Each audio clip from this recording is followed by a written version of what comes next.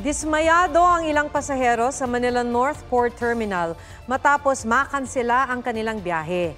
Inaasahan namang aabot sa 1 milyon ng pasaherong daragsa sa NAIA ngayong Semana Santa. May report si Marisol Abduraman.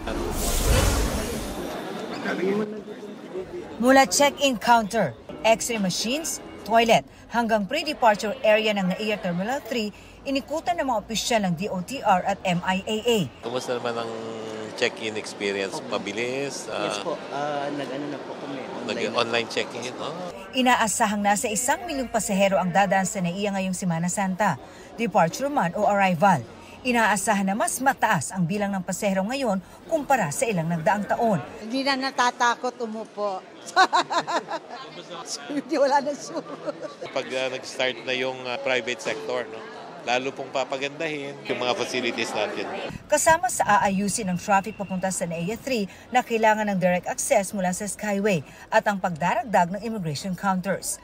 Kung sa NAIA maayos pa ang sitwasyon, sa Manila North Port Terminal may ilang nakansilang biyahe. Bigla-bigla lang po, doon ko lang po din nalaman na nagbago pala nung 29 nung dumating na po kami dyan sa labas. Ibig sabihin, Biyernes Santo na sila makakaalis ng Maynila. Problemado sila dahil sapat lang ang kanilang budget. Sabi ng Philippine Ports Authority sa shipping company, pwede ang 100% refund o di kaya rebooking pero March 29 pa rin ang biyahe. Kung talagang wala namang option, baka po pwede na sila ay magre-route muna. Ngayon hanggang bukas daw ang inaasahan ng PPA na dagsa ng mga pasahero. Marisol Abduraman, nagbabalita para sa GMA Integrated News. Huwag magpahuli sa mga balitang dapat ninyong malaman.